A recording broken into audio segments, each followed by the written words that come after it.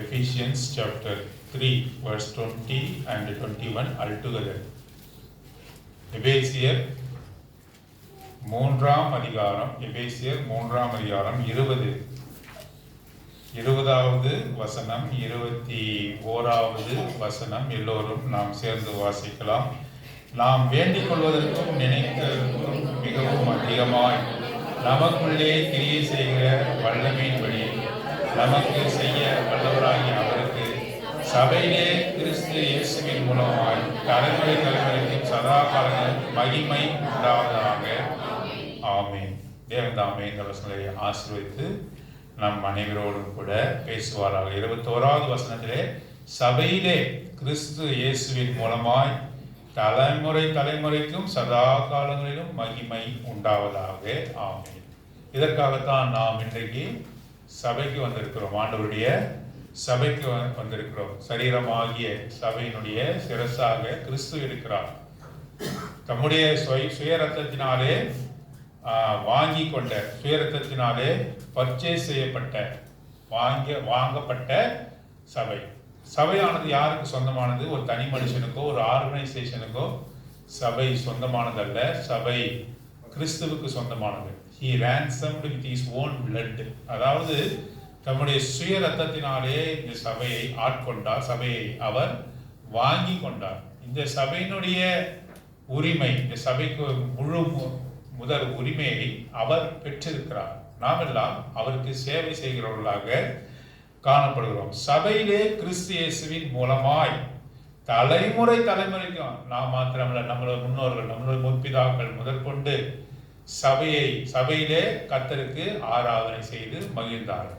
பலிபீடங்களை கட்டி அங்கே பலிகளை செலுத்தினார்கள், ஸ்தோத்திர பலிகளை செலுத்தினார்கள். தலைமுறை தலைமுறையாக, நமக்கு அப்புறம் மாத்திரமல்ல, நமக்கு முன்பாக இருந்த பிதாக்கள், முற்பிதாக்கள், நம்முடைய விசுவாச சந்ததியினர் எல்லோருமே தலைமுறை தலைமுறைக்கும் சதா காலங்களும் மகிமை உண்டாவதாக.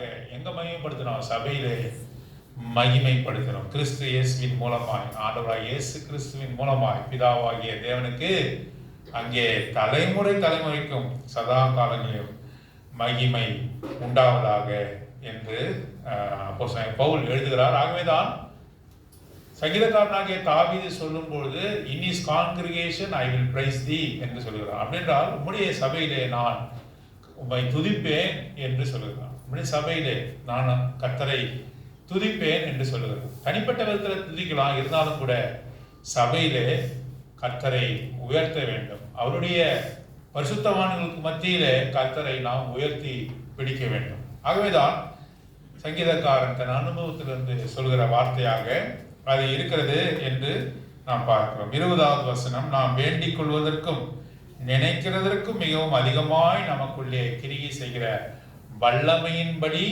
நமக்கு செய்ய வல்லவராகிய அவருக்கு. இன்றைக்கு வல்லவராகிய அவருக்கு என்ற அந்த வார்த்தையின் அடிப்படையிலே ஆராதனையை நாம் பார்க்க போகிறோம். ஆராதனை செய்தியானது வல்லவராகிய அவருக்கு. ஆங்கிலத்தில் he is able என்று போடப்பட்டது. he is able என்று போடப்பட்டது. வல்லவராகிய எல்லாவற்றையும் செய்யக்கூடியவர் அவர். அவரால் முடியாத காரியம் ஒன்றுமில்லை. There is nothing impossible for him.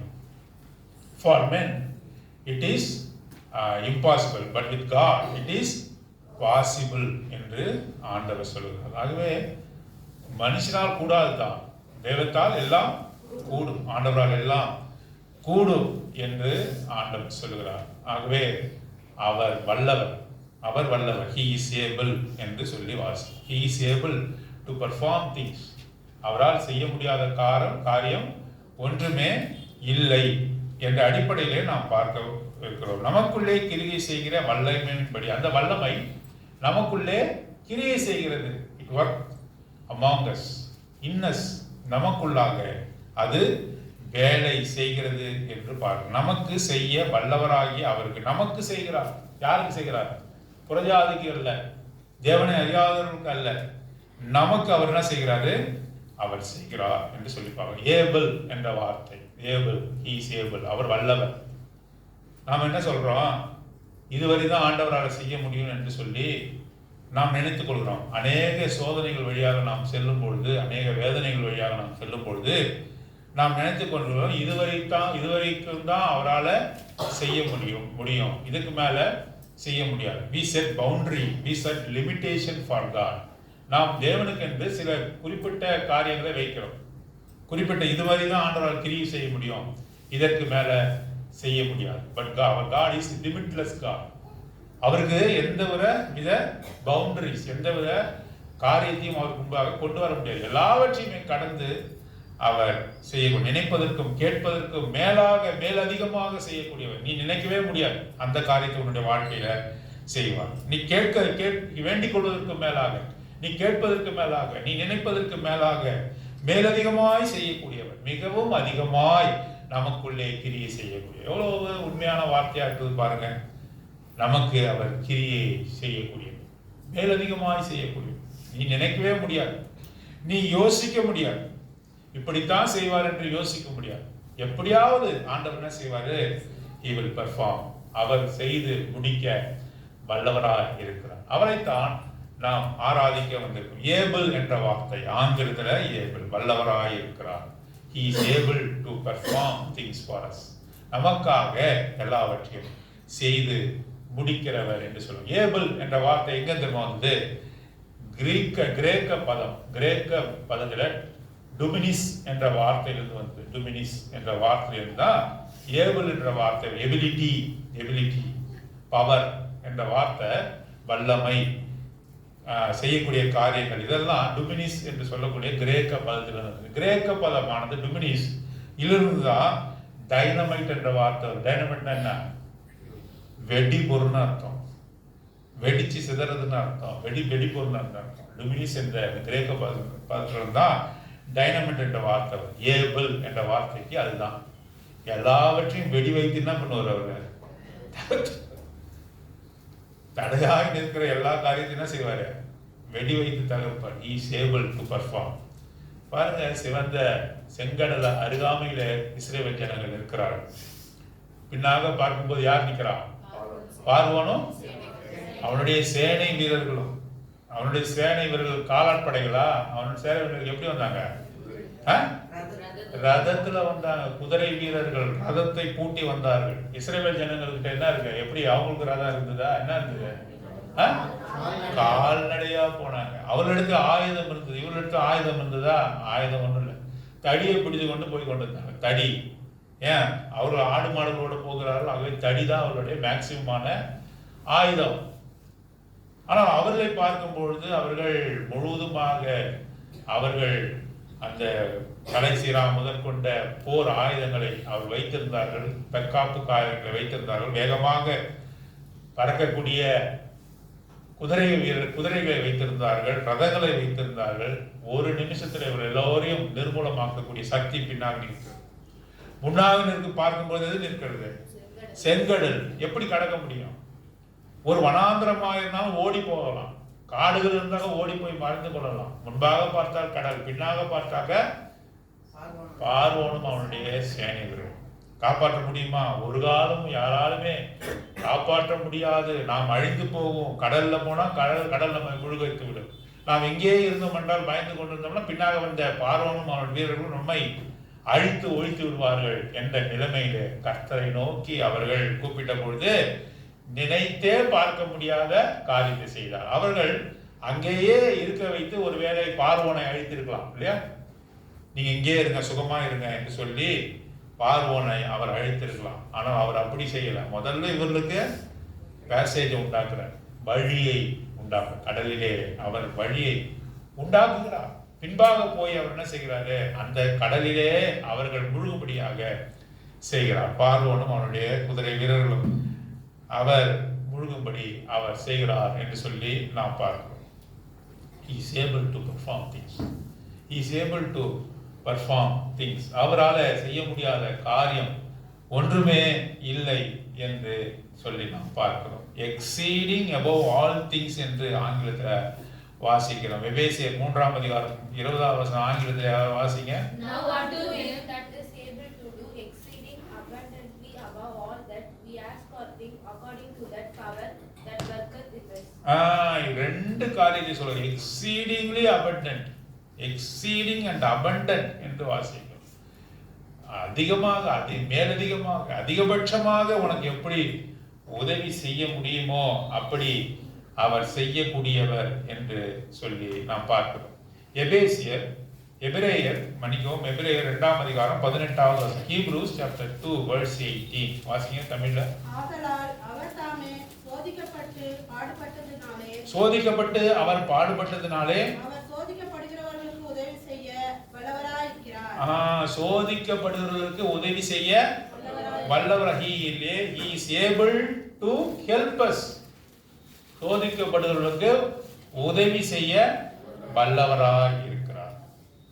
அவர் தாமே சோதிக்கப்பட்டு, அவர் சோதிக்கப்படுகிற எவருக்கும் அவர் என்ன செய்யறாரு? சோதிக்கப்படுவர்களுக்கு உதவி செய்ய வல்லவராய். he is able to, முதலாவதாக he is able to help us. மனுஷன் ஒருவேளை நமக்கு உதவி செய்ய முடியாது. மனுஷனால் ஒன்றுமே நமக்கு செய்ய முடியாது. ஆறுதல் தான் சொல்ல முடியும். ஆனால் உதவி செய்ய முடியுமா? பாருங்க, லூக்கா சுவிசேஷம் 7ஆம் அதிகாரத்துல நாயின் என்ற ஊர்ல இருக்கக்கூடிய விதவையினுடைய ஒரே மகன் மரித்து போனான். அந்த விதவை என்று சொல்லும் பொழுது ஒன்றுமற்ற நிலைமையை குறிக்கிறது. விதவையாக இருக்கிறார், கணவன் இல்லை, யாரும் உதவி செய்வார்கள் இல்லை. ஒரே நம்பிக்கை அவனுடைய ஒரே குமாரன். அந்த குமாரன் மரித்து போனான். அவன் மரித்து போனான். இப்போ அந்த ஊரார் எல்லாமே என்ன செய்யறாங்க? they sympathize about that lady. அந்த விதவையை குறித்து அவர்கள் என்ன பண்ணாங்க? பரிதாபப்பட்டாங்க. ஆனா அவர்களால் உதவி செய்ய முடிந்ததா? அவளோடு கூட அவர்களும் சேர்ந்து அழுதார்கள், துக்கப்பட்டார்கள். ஆனாலும் அவருக்கு உதவி செய்ய முடிந்ததா? இல்லை. ஆண்டவர் வந்தார், பானையை தொட்டார், அந்த மகனை உயிரோடு எழுப்பினார். இப்பொழுது எல்லா விதத்திலும் அந்த விதவைக்கு உதவி கிடைத்தது. அதுதான் பரிபூர்ண உதவி. அதுதான் உதவி. ஆகவே he is able to help us. அவர் நமக்கு உதவி செய்யக்கூடியவர். மனுஷனால முடியாது, சொந்தக்காரர்களாலே முடியாது, நம்முடைய பணம் வசதியினாலே நமக்கு ஒருவேளை உதவி செய்ய முடியாது. ஆனாலும் கூட கர்த்தர் நமக்கு உதவி செய்ய வல்லவராயிருக்கிறார். he is able, வல்லவர் என்று சொல்லும் பொழுது he is able என்ற வார்த்தையின் அடிப்படையில நாம பார்க்கிறோம். முதலாவதாக நமக்கு உதவி செய்ய வல்லவராக இருக்கிறார். பாவத்திலிருந்து நம்ம யாராவது மீட்க முடியுமா? பாவ அக்கிரமத்திலிருந்து நம்ம யாராவது மீட்க முடியுமா? பாவத்திற்கென்று செலுத்தப்படக்கூடிய பலி ஒன்றும் இல்லை. நம்முடைய பாவத்தை நிவர்த்தி செய்ய வேண்டும் என்று சொன்னால் குற்றமற்ற ரத்தம் வேண்டும். குற்றமற்ற பாவமில்லாத ரத்தம் வேண்டும் நம்முடைய பாவத்தை சுத்திகரிப்பது.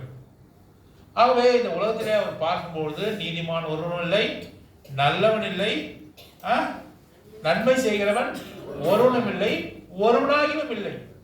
அந்த வார்த்தையெல்லாம் ரொம்ப நேர்த்தியா இருக்கு. ஒருவனும் இல்லை, ஒருவனாயிலும் இல்லை அப்படின்றால் he searched for it. ஒரு மனுஷன் நல்லவனா இருக்க முடியுமா அந்த உலகத்துல? ஒரு மனுஷன் பாவம் இல்லாமல் இருக்க முடியுமா என்று ஆண்டவர் தேடின பொழுது ஒரு மனுஷனும் ஒருவனும் இல்லை, ஒருவனாகிலும் இல்லை. ஆக ஒருவனுமே நீதிமான் இல்லை, அவருக்கு முன்பாக நீதிமான் இல்லை. எல்லோரும் பாவம் செய்து ஏகமாய் all have sinned and come short of the glory of God. எல்லோரும் பாவம் செய்து தேவனுடைய மகிமை அற்றவர்களாக, எல்லோரும் பாவிகளாக இருக்க அவருக்கு முன்பாக வானங்களும் வானாதி வானங்களும் சேனை வீரர்களாகிய அந்த தூதர்களும் கூட அவருக்கு முன்பாக பரிசுத்தத்திலே காணப்பட முடியவில்லை. பரிசுத்தத்திலே அவருக்கு நிகராக காணப்பட முடியவில்லை. குற்றங்கள் இருந்தது, குறைவுகள் இருந்தது. ஆகவே இந்த மனுமக்களை பாவத்திலிருந்து மீட்கும்படியாக, இந்த மனுமக்களை பாவத்திலிருந்து காப்பாற்றும்படியாக செலுத்தப்படக்கூடிய பலி ஒன்றும் இல்லாது இருந்த பொழுது ஆண்டவராகிய இயேசு கிறிஸ்துவானவர் தமது சொந்த சரீரத்தை சிலுவையிலே ஒப்பு கொடுத்தார். குற்றமில்லாத மாசற்ற ஆட்டுக்கால் குட்டியானவருடைய விலையேறப்பட்ட எத்தனை அடைமொழி பாருங்க, எத்தனை அடைமொழி பாருங்க. குற்றமில்லாத மாசற்ற விலையேறப்பட்ட ஆட்டுக்குட்டியானவருடைய ரத்தத்தினாலே மீட்படைந்தீர்கள். நீங்கள் மீட்கப்பட்ட விதமாவது எப்படிப்பட்ட ஒரு விதம், எப்படிப்பட்ட காரியம்? அவருடைய ரத்தத்தை சிந்தி நம்மை மீட்டார். He is able to help us to be saved from sins. நம்முடைய பாவத்திலிருந்து நாம் மீட்படையும்படியாக அவர்தாமே உதவி செய்ய வல்லவரா இருக்கிறார் என்று சொல்லி பார்க்கிறோம். ஏசாயாவின் புத்தகம் 40வது அதிகாரம் 11வது வசனம். இரண்டாவது வல்லவராய் இருக்கிறார் என்ற காரியத்தில் இரண்டாவது காரியத்தை நாம் பார்க்கலாம். 40வது அதிகாரம் 11வது வசனம் வாசிங்க. மேய்ப்பனை போல தமது மந்தையை மேய்ப்பார். மேய்ப்பனை போல தமது மந்தையை மேய்ப்பார். ஆட்டுக்குட்டிகளை தமது புயத்தினால் சேர்த்து ஆட்டுக்குட்டிகளை தன் புயத்தினால் சேர்த்து தன் மடியிலே சுமந்து கறவலாடுகளை மெதுவாய் நடத்துவார். இந்த வசனம் எவ்வளவு நேர்த்தியா இருக்குது பாருங்க. He is able to gently deal us. He is able to deal us gently என்று வாசி. அவர் கறவலாடுகளை எப்படி நடத்துறாரா? மெதுவாய் நடத்துகிறார். கறவலாடுகளை மெதுவாய் நடத்துகிறார். பாருங்க, கறவலாடுகள் என்று சொல்லும் பொழுது அங்கே பால் கொடுக்கிற ஆடுகள் அல்லது கர்ப்பிணியா இருக்கக்கூடிய பிள்ளையை வயிற்றிலே சுமந்து கொண்டு இருக்கக்கூடிய ஆடுகள். அவைகள் என்ன செய்கிறார்? மெதுவாய் நடத்துற, ஓட்டுறது கிடையாது, வேகமா நடத்துறது கிடையாது. இப்ப நம்மளுடைய இடையர்கள், நம்மளுடைய ஆடு மேய்ப்பெல்லாம் பார்த்தாக்கா அவனுக்கு என்ன ஆகுது? எப்படியாவது ஓட்டிக்கிட்டு போய் பட்டியல அடைச்சு கசாப்பு கடைக்காரனுக்கு விடணும்ன்றது அவனுடைய ஒரே நோக்கமா இருக்குது இல்லையா? ஒரே நோக்கமா இருக்குது. சில ஆடுகள்லாம் கட்டி எடுத்துட்டு போற காரியத்தை பார்த்துருக்கீங்களா? சைக்கிள்ல எப்படி கட்டி எடுத்துட்டு போறான்? சுகமா பெட்டு போட்டு உட்கார வச்சு எடுத்துட்டு போறான். எப்படி எடுத்துட்டு போறாங்க? தலை கீழே கழுத்து ஒரு பக்கம் முறுக்கின்னு இருக்குது, காலை 4 காலையும் முடிச்சு கட்டி வெயிட் எல்லாம் இது பண்ணி சாவதான போற, உனக்கு என்ன சுகம் அப்படின்ற மாதிரி. நீ you are going to the slaughter house, நீ உன்னை கொள்ளுபடியாக தான் கொண்டு போற, உனக்கு என்ன சுகம்ன்ற அளவுல அங்கே கொண்டு போறதை பார்க்கும். ஆனால் இந்த மேய்ப்பனை குறித்து நாம் வாசிக்கும் போது கறவலாடுகளை மெதுவாய் நடத்துகிறார். பாருங்க, அவருடைய வசனத்தை திரும்ப வாசிங்க. 40:11. மேய்ப்பனை போல் தன் மந்தையை மேய்ப்பார். ஆட்டுக்குட்டிகளை எப்படி சேர்க்கிறாங்க? கழினால் அல்ல, எப்படி சேர்க்கிறாங்க? தன்னுடைய கரத்தினாலே. புயம் என்று சொன்னால் வல்லமை உள்ள கரத்தினாலே அவர் சேர்க்கிறார். அப்புறம் மடியிலே சுமந்து, பாருங்க, மடியிலே சுமந்து எவ்வளவு பாருங்க, கைகளால் சேர்த்து என்ன செய்யறாரு? மடியிலே சுமந்து, அப்புறம் கரத்தினாலே சேர்க்கிறார், மடியிலே சுமக்கிறார். மாத்திரமல்லாமல் என்ன செய்கிறாரு? கறவலாடுகளை விரட்டுறது கிடையாது, மெதுவாய் நடத்துகிறார். நம்மை கூட அவர் விரட்டுவது கிடையாது, அவர் என்ன செய்வது கிடையாது, கடிந்து பேசி தண்டனை உடனடியாக அவர் கொடுப்பது கிடையாது. பாவங்களுக்கு ஏற்ற தண்டனை அவர், தப்பிதங்களுக்கு ஏற்ற தண்டனை அவர் உடனடியாக கொடுப்பது கிடையாது. நம்மை மெதுவாய் நடத்துகிறார். மனம் திரும்ப வேண்டும் என்று சொல்லி மெதுவாய் நடத்துகிறார். மெதுவாய் உனக்கு சொல்லுகிற தேவன், பொறுமையாய் உன்னிடத்திலே பேசுகிற தேவன். நீ மனம் திரும்ப வேண்டும் என்று சொல்லி அவர் பொறுமையாக நம்மை அவர் நடத்துகிறார் என்று சொல்லி நாம் பார்க்கிறோம். கறவலாடுகளை மெதுவாய் நடத்துகிறார். தம் புயத்தினாலே கூட்டி சேர்க்கிறார். அது மாத்திரமல்ல, தன் மடியிலே சுமக்கிற தேவன். மடியிலே சுமக்கிற தேவன். எவ்வளவு நேர்த்தியாக இந்த வசனம் இருக்கிறது என்று சொல்லி பார். He is able to deal us gently. கடுமையாக நடத்துகிற தேவன் அல்ல, அவர் ஆளோட்டி கிடையாது. பார்வோன் எப்படி ஜனங்களை, இஸ்ரவேல் ஜனங்கள் அடிமைப்பட்டிருந்த பொழுது ஆளோட்டிகள் என்று போட, ஆளோட்டிகள் ஆளை ஓட்டுறவங்க, மாடுகளை போல நடத்துகிறவங்க, ஆடுகளை போல கொடுமையாக ஆடுகளை எப்படி ஒரு மனுஷன் நடத்துவானோ அப்படி நடத்துகிறவர்கள் ஆளோட்டிகள் என்று சொல்லப்பட்டிருக்கு. அப்படி அல்ல. He dealt us gently என்று சொல்லுவோம். He is able to, முதலாவதாக he is able to help us. அவர் முதலாவதாக நமக்கு உதவி செய்ய கூடியவர், வல்லவர் என்று சொல்லுவார். இரண்டாவது, அவர் நம்மை பொறுமையாக நடத்த, மெதுவாய் நடத்த வல்லவராய் இருக்கிறார் என்று சொல்லி நாம் பார்க்கிறோம். 2 தீமோத்தேயு 1 அதிகாரம் 12 வசனம். 2 தீமோத்தேயு chapter 1 verse 12. 2 தீமோத்தேயு 1:12 வாசிங்க. அதிநிமித்தம் நான் இந்த பாடுகளையும் அனுபவிக்கிறேன், ஆயினும் நான் வெட்கப்படுவதில்லை. ஏனென்றால் நான் விசுவாசித்திருக்கிறவர் இன்னார் என்று அறிவேன். நான் அவரிடத்தில் ஒப்புக் கொடுத்ததை அவர் நான் வரைக்கும் காத்துக்கொள்ள வல்லவராய் இருக்கிறார் என்று நிச்சயத்தும் இருக்கிறேன். பாருங்க, அந்நாள் வரைக்கும் நம்மை காத்து கொள்ள வல்லவர். He is able to guard us என்று வாசி. மூன்றாவதாக, he is able to guard us. அவர் அந்நாள் வரை காத்து கொள்ள வல்லவர். என்னை தேவனுடைய வருகை வரைக்கும் என்ன செய்யக்கூடியவர்? அவர் என்னை அவர் காத்து கொள்ளவர். எதிலுமே நான் சந்தேகப்படுவதில்லை, அவரை குறித்து சந்தேகப்படுவதில்லை. சோதனைகள் வந்தாலும், வேதனைகள் வந்தாலும், கஷ்டங்கள் வந்தாலும், பாடுகளின் வாழ்க்கையிலே கடலே போல பொங்கி வந்தாலும் கூட he is able to guard us என்று வாசி. அவர் என்னை காப்பாற்ற வல்லவர், என்னை பாதுகாக்க வல்லவர். வெள்ளங்கள் தலைமீது புரண்டாலும் கூட கர்த்தர் காப்பாற்ற வல்லவர். அவர்களுடைய பாதுகாப்பிலே நான் இருக்கிறேன் என்ற நம்பிக்கை நமக்கு வேண்டும். சாட்ராக், மேஷாக், ஆபேத்நேகோ அவர்கள் பாபிலோனில் இருக்கும் பொழுது அங்கே அவர்கள் கர்த்தருடைய சித்தத்தை அவர்கள் செய்ததினாலே அவர்கள் தீக்கிரையாக கொடுக்கும்படி கொண்டு போகப்பட்டார்கள். அப்பொழுது அவர் சொன்ன வார்த்தை என்ன தெரியுமா? தானியேல் 3ஆம் அதிகாரம் 17வது வசனம். தானியேல் chapter 3 verse 17 வாசிங்க. நாங்கள் ஆராதிக்கிற எங்கள் தேவன் எங்களை தப்புவிக்க, அங்கேயும் வருது வார்த்தை பாருங்க, he is able to, என்ன வாசிக்கிறோம் ஆங்கிலத்தில்? he is able to deliver us, he is able to deliver us என்று வாசிக்கிறோம். எங்களை தப்புவிப்பதற்கு வல்லவராய் இருக்கிறார். அவர் எங்களை தப்புவிப்பதற்கு வல்லவராய் இருக்கிறார். எங்களை பாதுகாப்பதற்கு அவர் வல்லவராய் இருக்கிறார். அப்படி இல்லாமல் போனாலும் நீ வைத்த பொற்சிலை நாங்கள் வணங்க மாட்டோம். he is able to guard us. அவர் எங்களை காப்பாற்ற, எங்களை பாதுகாக்க வல்லவர். அந்த விதமான விசுவாசம் நமக்கு இருக்குதா?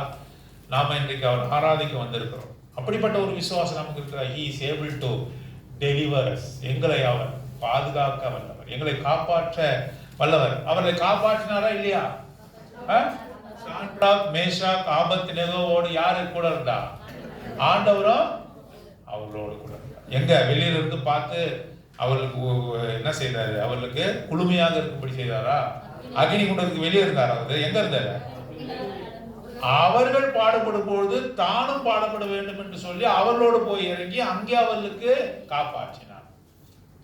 பிள்ளைகள் மாம்சத்தையும் ரத்தத்தையும் உடையவரா இருக்க அவரும் அப்படியானார், அவர்களை போல ஆனார். பரலோகத்திலிருந்து கொண்டே என்ன செய்யல, எல்லாம் நீங்க ரட்சிக்கப்படுவீங்கன்னு சொல்லல. அவர் என்ன செய்தாரு?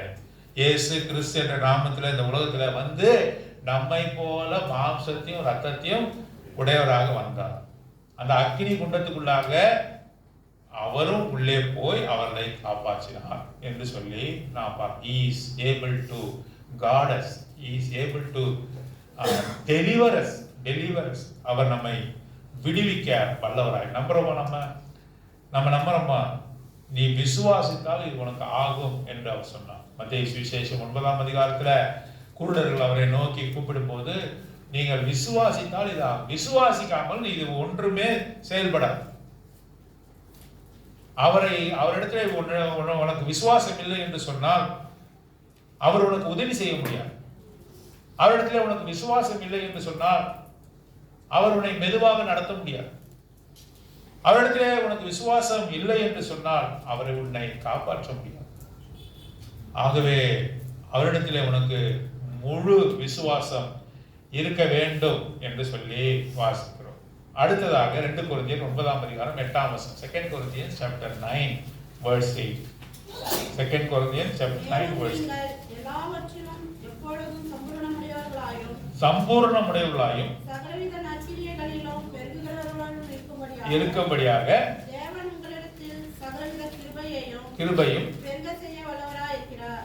சகலவித கிருபையும் என்ன செய்யறார்? அவரு பெருக செய்யறார். பாவம் பெருகின பொழுது கிருபையும் பெருகினது. எங்க வருது? ஃபேமஸான வசனம்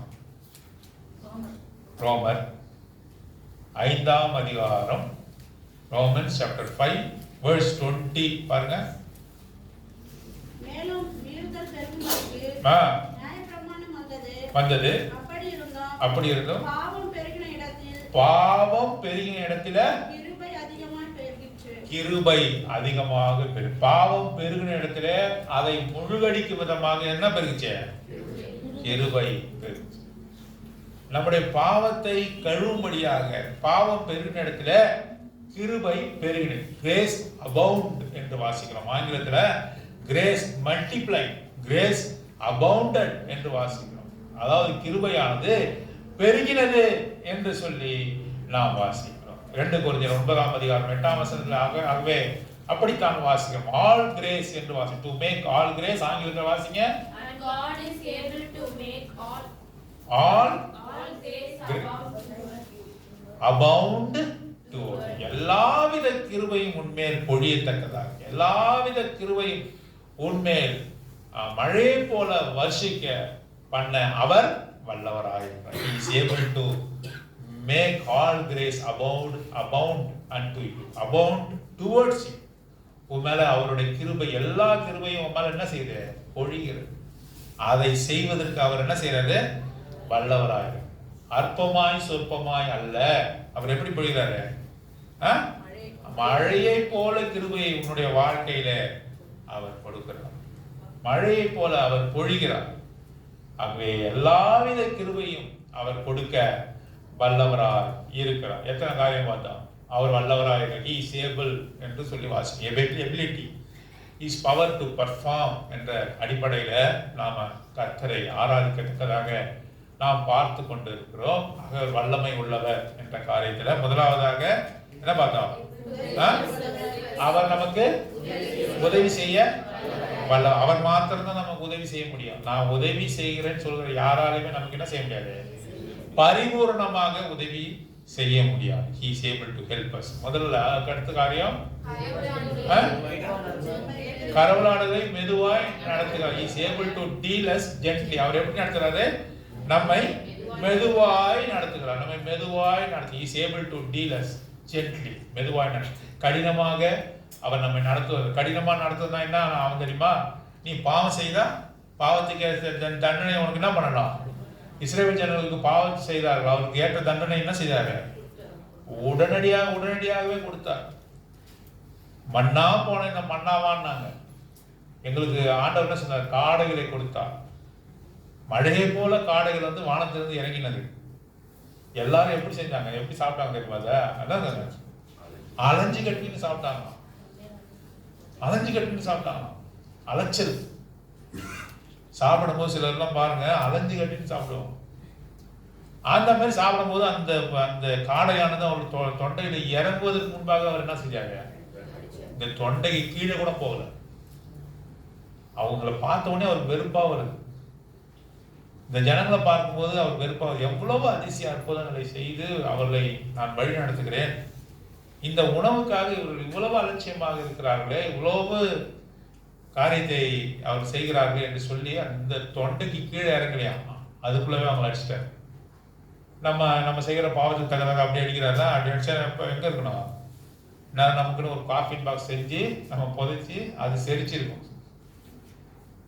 நம்ம அப்படி நடத்தல. He dealt us gently. அவர் மெதுவாய் நடத்துகிற தேவனாய். அதுக்கு அடுத்த காரியம் என்ன? He is able to guard us, deliver us. நம்மை பாதுகாக்க கூடியவர். யோபை யார் பாதுகாத்தாங்க? சாத்தான் போய் ஆண்டவர்கிட்ட சொல்றான். என்ன சொல்றான்? அவன் சுகமா இருக்கிறான், உண்மை வாழ்த்தி வாழ்த்தி பாட்டு பாடுறான், காலையில எழுந்து பாட்டு பாடுறான், மதியானம் பாட்டு பாடுறான், சாயந்தரம் குடும்பத்தோட பாட்டு பாடுறான், பலிகளை செலுத்துறான். ஏன் அப்படி செலுத்துறான் தெரியுமா? சாத்தான் போய் ஆண்டவர்கிட்ட கேட்கறான். ஏன்னு கேட்கிறார். ஏன் அப்படி யோபு உத்தமமா இருக்கிறான் என்று சொல்லி சாத்தானுக்கு கேட்கும் போது அவன் சொல்றான். அவன் என்ன சொல்றான் தெரியுமா? நீ அவனை you put hedges around him. அவனுக்கு நோய் வராம, அவனை மற்றவர்கள் தாக்காம அவர் என்ன செய்யறாரு? ஹெட்ஜஸ் சொன்னா வேலி அடைத்து பாருங்க. He is able to guard us. யோபை யாரு காப்பாற்றி கொண்டிருக்கிறார்? அவனை நோய் நொடிய அணுகாமல் அவன் செய்கிற எல்லாவற்றையும் பெருக பண்ணி அவனை ஆசீர்வதித்தவர் யாரு? ஆண்டவர் என்று பிசாசு சொல்றான். அது உண்மையும் கூட. நீர் அவனை வேலி அடைத்து இருக்கிறீர், அவனை வேலி எடுத்து பாதுகாக்கிறீர். சோ நம்ம இங்க என்ன வாசிக்கிறோம்? He is able to guard us. 2 தீமோத்தேயு 1:12. He is able to deliver us. He is able to guard us. அவர் நம்மை விடுவிக்க வல்லவர். இந்த தானியேல்ல வாசிக்கிறோம். இரண்டாவதாக அவர் நம்மை காக்க வல்லவராக இருக்கிறார் என்று சொல்லிப்பார். அதுக்கு அடுத்த காரியம் என்ன? எல்லா கிருபையும் நம்ம மேல பெருக செய்வதற்கு அவர் வல்லவராக. He is able to make us all grace abound towards us. எல்லா கிருபையும், ஒன்று ரெண்டு கிருபை இல்லை, எல்லா கிருபையும் நம் மீது பெருக பண்ணினார். நம்ம இடத்துல பாவம் பெருகின போது அதற்கு மேலாக என்ன எழுந்துச்சு? கிருபையில். அதற்கு மேலாக நம்ம இடத்துல பாவம் பெருகின போது அதற்கு மேலாக அதை ஒழிக்கத்தக்கதாக, அதை அழிக்கத்தக்கதாக, அதை முழுகடிக்கத்தக்கதாக கிருபை அவரிடத்தில் பெருகினது. அதற்கு அவர் வல்லவராய் கிருபையை மழையை போல உன் மீது பொழிவதற்கு அவர் வல்லமை உள்ளவராக இருக்கிறார் என்று சொல்லி வாசிக்கிறோம். அதுக்கு அடுத்த காரியம் ரோமருக்கு நிருபம் 4ஆம் அதிகாரம் 20வது வசனம் 21வது வசனம். Romans chapter 4 verse 20. தேவனுடைய வாக்குத்தத்தத்தை குறித்து அவன் என்று சொல்லும்போது ஆபிரகாம் அவிசுவாசமாக சந்தேகப்படாமல் நிறைவேற்ற வல்லவராய் இருக்கிறார் என்று முழு நிச்சயமாய் நம்பி ஆபிரகாம் என்ன செஞ்சான்? எனக்கு வாக்குத்தத்தம் ஆண்டவர் கொடுத்தார். என்ன சொன்னார்? கடல் அத்தனையாக உன்னை பெருக பண்ணுவேன், வானத்து நட்சத்திரங்களாக உன்னை பெருக பண்ணுவேன், உனக்கு சந்ததியை ஏற்படுத்துவேன், உன் மூலமாக உன் சந்ததியார் எல்லாம் ஆசீர்வதிக்கப்படும் என்று சொல்லி பெரிய ஆசீர்வாதத்தை அவன் மீது பொழிந்தார். அந்த ஆசீர்வாதத்தை, அந்த வாக்குத்தத்தத்தை அவர் பண்ணின பொழுது ஆபிரகாம் தேசாந்தரியாக ஒன்றுமற்றவனாக நாடோடியாக தெரிந்து கொண்டிருந்தான். தெரியுமா உங்களுக்கு? இந்த விதமான ஆசீர்வாதத்தை சுதந்திரித்துக் கொள்வதற்கு அவன் பாத்திரவான் அல்லாதது போல காணப்பட்டான். எவ்வளவு பெரிய ஆசீர்வாதம்! உன் மூலமாக பூமி அனைத்தும் ஆசீர்வதிக்கப்படும், உன் சந்ததியார் ஆசீர்வதிக்கப்படும், உன் பேரை மகிமைப்படுத்துவேன், பெருமைப்படுத்துவேன் என்று அவர் சொல்லும் பொழுது அவனிடத்துல ஒன்றுமே இல்லை. பாக்கெட்ல கை விடுறான், ஒன்றும் இல்லை. பிரதர், அப்ப எங்க பாக்கெட் இருக்குன்னு கேட்குறீங்களா? இல்லை சொல்றேன். அவனிடத்துல ஒன்றுமே இல்லை, ஒன்றுமே இல்லை. தேசாந்தரியாக பாதுகாப்பட்ட நிலைமையில அவன் காணப்பட்டான். ஒன்றுமே இல்லாத போது அவன் மீது ஆசீர்வாதத்தை இறக்கினார். அவன் என்ன செய்தான்? இந்த ஆசீர்வாதமானது என்னிடத்திலே பலிக்கும் என்று விசுவாசித்தான். ஆகவேதான் ஆபிரகாம் விசுவாசத்தினுடைய தகவல். Is the father of faith என்று சொல்லி விசுவாசத்தின் தகப்பனாக அவன் மாறிப்போனான். அவன் என்ன நம்பிக்கை? அவனுடைய நம்பிக்கை என்ன? he is able to fulfill the promise he has made. ஆண்டவர் எனக்கு வாக்குத்தத்தம் பண்ணிட்டாரு, அது என்ன செய்வாரு? என்ன செய்வாரு?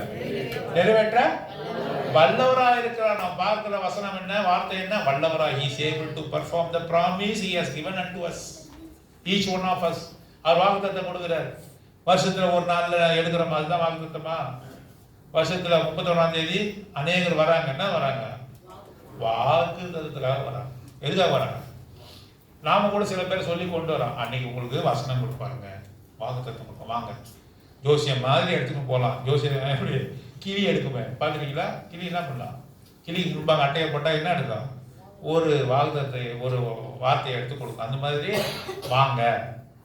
அவங்க என்ன ஒரு தாளை தான் எடுத்துகிட்டு போகிறாங்க, ஆனால் வாக்குத்தத்தை எடுத்துன்னு போகல. அது தெரியுமா உங்களுக்கு? எனக்கு அவங்க முழு நிச்சயமாய் அவரை நம்பல. விசுவாசம் இல்லாமல் தேவனுக்கு பிரியமா இருக்க கூடாது என்ற வசனம் இருக்கு. விசுவாசிக்கல. இவர் என்ன சொல்றாரு பார்ப்போம். ஜோசியத்துல எடுக்கிற மாதிரி எடுத்துன்னு போறாங்க, அவருக்கு பலிக்காது. நாம என்ன செய்யறோம்? ஒவ்வொரு வாக்குத்தத்தமும் என்னுடைய வாழ்க்கையில நிறைவேறும் என்று சொல்லி முதலாவதாக ஆபிரகாமை போல நாம் என்ன செய்யறோம்? விசுவாசிக்கிறோம். He is able to perform, fulfill the promise that he has made unto us. எனக்கு அந்த வாக்குத்தத்தை கொடுத்தார், வாக்குத்தத்தை கொடுத்தவர், அதை நிறைவேற்ற வல்லவர். அந்த வாக்குத்தத்தின்படி என் வாழ்க்கை நடைபெறும் என்று விசுவாசிக்கிறார். அந்த விசுவாசத்தை அவர் கனப்படுத்துகிறார், அதை நிறைவேற்ற வல்லவராய் இருக்கிறார் என்று சொல்லி நாம் பார்க்கிறோம். பிலிப்பியர் 3ஆம் அதிகாரம் 21வது வசனம். Philippians chapter 3 verse 21. நமக்கு கீழ்ப்படுத்திக் கொள்ளத்தக்க தம்முடைய வல்லமையான செயலின்படியே நம்முடைய அற்பமான சரீரத்தை தம்முடைய மகிமையான சரீரத்திற்கு ஒப்பாக மறுரூபப்படுத்துவார். ஆங்கிலத்தில் வாசிங்க. Philippians chapter. Who change a vile body that it may be fashioned like unto his glorious body, according to the working whereby he is able even to subdue all things unto himself. He compares something with us. இங்க பார்க்கும்போது ஒரு காரியத்தை சொல்லி ஒப்புமை செய்கிறார். என்ன செய்கிறார்னாக்கா, எல்லாவற்றையும் அவர் கீழ்ப்படுத்தினாரா இல்லையா? இப்போ உலகம், பூதலத்தோர், வானோர், வானத்தினுடைய காரியங்கள் எல்லாமே அவருக்கு மேலாக இருக்கிறதா, அவருக்கு சமமாக இருக்கிறதா, அவருக்கு கீழாக இருக்கிறதா? ஆண்டவருக்கு கீழே தான் எல்லாமே இருக்குது. வானங்களும், வானாதி வானங்களும், தூதர்களும், வான சேனைகளும், பூமியில் இருக்கிறவர்கள், எல்லா காரியங்களும் ஆண்டவருக்கு சமமாக ஒன்றுமே இல்லை. எல்லாமே அவருக்கு கீழாக இருக்கிறது. அந்த வசனத்துல அதான் வாசிக்கிறோம். 3ஆம் அதிகாரம் 21ஆம் வசனத்துல வாசிக்கிறோம். அவர் எல்லாவற்றையும் தமக்கு கீழ்ப்படுத்தி கொள்ளத்தக்கதாக தம்முடைய வல்லமையான செயல்படி. இங்கே பார்க்கிறோம், வல்லமையை குறித்து வாசிக்கிறோம். Is able. அவருக்கு கீழே தான் இருக்குது. ஒண்ணு கூட அவருக்கு மேலாக எழும்ப முடியல. ஒரு காரியமும் அவருக்கு மேலாக எழும்ப முடியல. அவருக்கு பாதங்களுக்கு கீழே தான் எல்லாமே இருக்கு. அவருடைய பாதங்களுக்கு கீழாகத்தான் அத்தாரிட்டி, டொமினியன், வல்லமை எல்லாமே அவர் கீழே தான் இருக்குது. தூதர்கள் எல்லாருமே அவர் கீழே தான் இருக்கிறாங்க. மனுஷர்கள் எல்லாமே, மிருகங்கள் எல்லாமே அவர் கீழாக தான் இருக்கு. படைக்கப்பட்டவைகள் அவர்தான் சிருஷ்டிகர்த்தர். எல்லாமே அவருக்கு கீழா இருக்கிறது. ஏன்? அந்த வல்லமை அவருக்கு இருக்கிறது. புரியுதா உங்களுக்கு?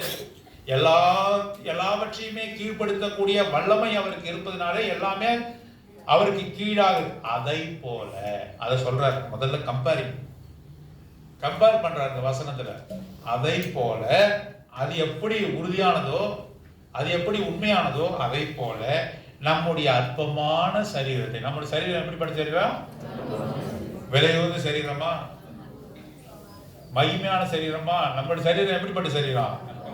அற்பமான. 2 நாள் குளிக்கணும்னா என்ன சொல்றாங்க? மனைவி பக்கத்துல வராதுன்னு சொல்றாங்க. நாற்று அடிக்குது இல்லையா? காலையில நல்லா குளிச்சுட்டு வெளியே போனா, நம்ம தேசத்துல, நம்ம ஊர்ல எல்லாம் வெளியே போனா சாயந்தரம் வரும்போது எப்படி வரும்? கருப்பா வரும். எல்லா தூசி, தும்பு எல்லாமே நம்முடைய சரீரத்துக்குள்ள.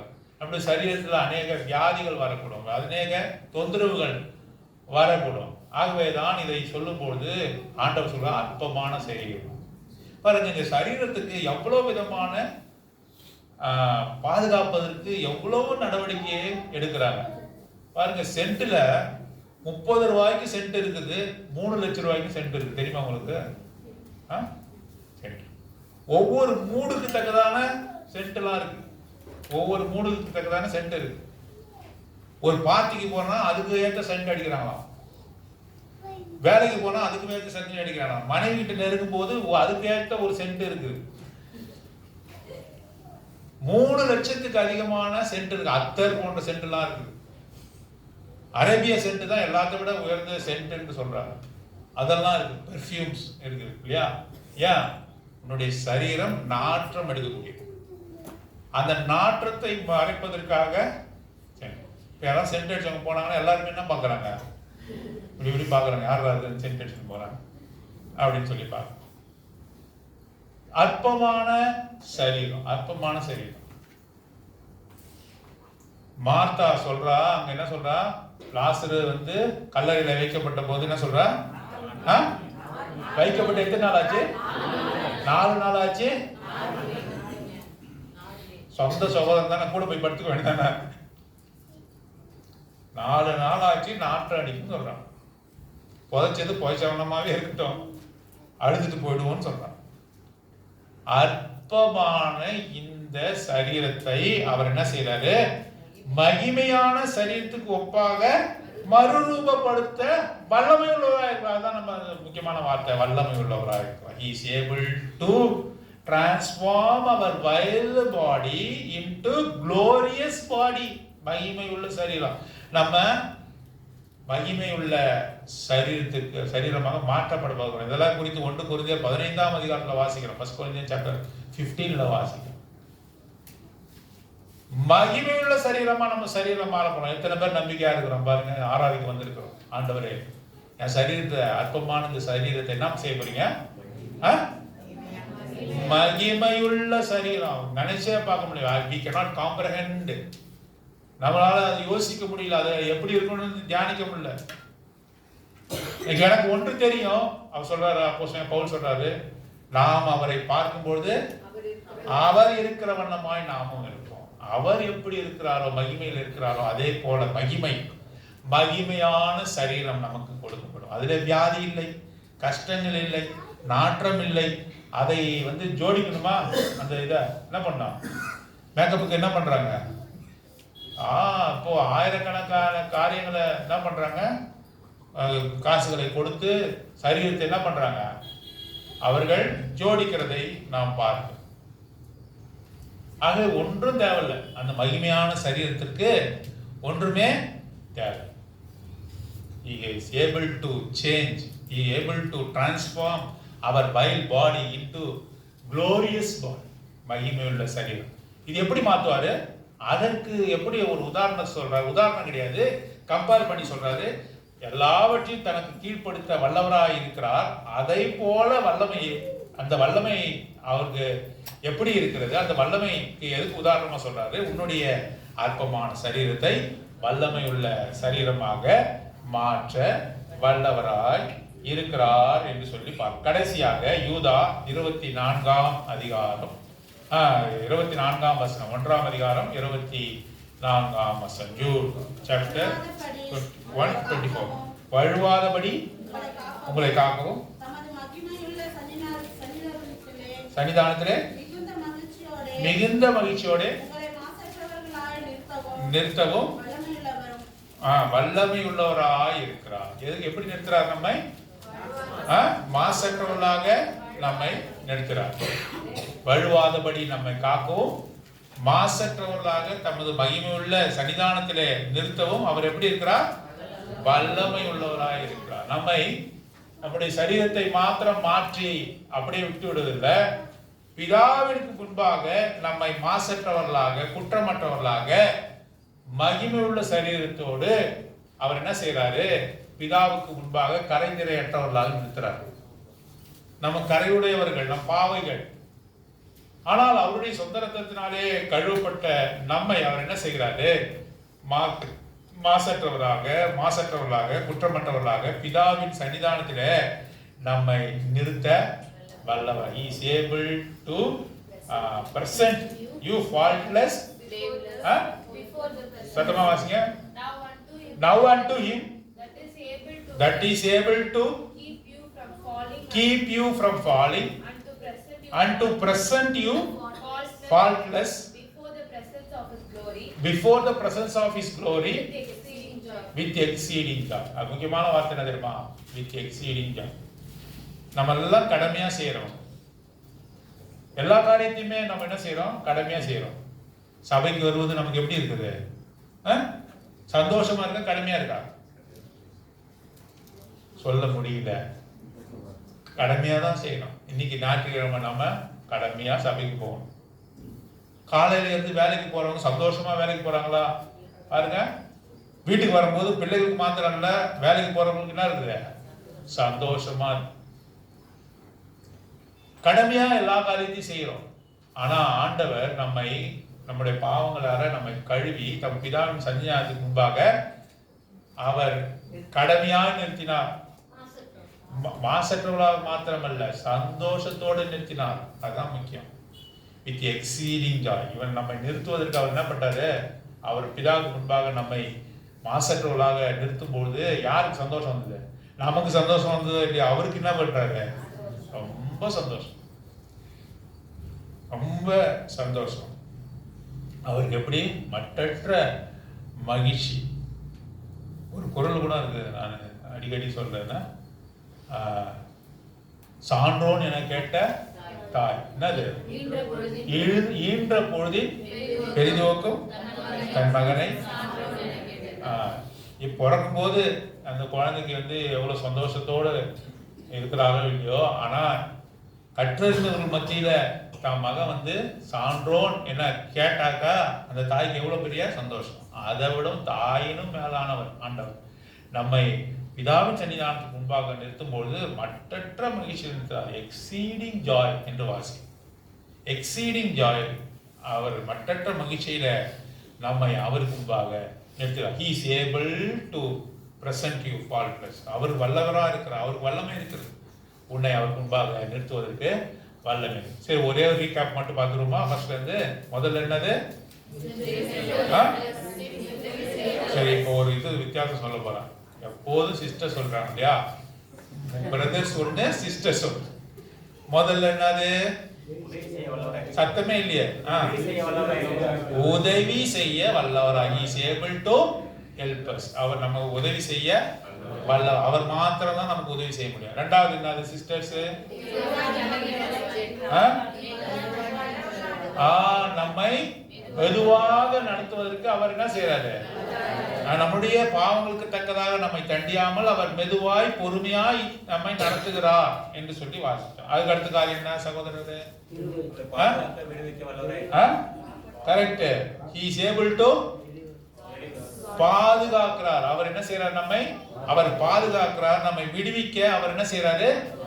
வல்லவராய் இருக்கிறார். தானியேலுடைய நண்பர்களை அவர் என்ன செய்தாரு? பாதுகாத்தார். யோபை அவர் பாதுகாத்தார் என்று சொல்லி நாம் பார்ப்போம். அதுக்கு அடுத்த காரியம் சிஸ்டர் சொல்லுங்க. சகல விதமான கிருபை நம்ம என்ன செய்யறாரு? பெருக செய்ய வல்லவராய் இருக்கிறார் என்று சொல்லி பார்க்கலாம். அதுக்கு அடுத்த காரியம் சகோதரர் சொல்லுங்க. வாக்குத்தத்தத்தை பண்ணினவர் அதை ஆபிரகாமுடைய வாழ்க்கையில வாக்குத்தத்தம் பண்ணினார், அதை நிறைவேற்ற வல்லவராய். அதுக்கு அடுத்த காரியம் அற்பமான இந்த சரீரத்தை மகிமையான சரீரமாக மாற்ற வல்லவராய் இருக்கிறார். அதுக்கப்புறம் கடைசியாக சகோதரர் தான் சொல்லணும். கடைசியாக சகோதரரே கடைசியா. ஆனா சகோதரர் மேல ஆண்டவருக்கு ரொம்ப பிரியம். சில கிளாஸ் எல்லாம் பாத்தீங்கன்னா ஒரு கொஞ்சம் கேட்ச் பண்றதுக்கு கஷ்டமா இருக்கும். அவங்களதான் பார்த்து டீச்சர் என்ன சொல்லுவாங்க? ஏந்தர்ரா சொல்லுடா அப்படின்னு. கடைசியாக சகோதரே சொல்லுங்க. விழாவுக்கு முன்பாக கரைதிரையற்றவளாக மாசற்றவளாக நிறுத்த is able to present you faultless before the presence of his glory with exceeding joy என்று சொல்லி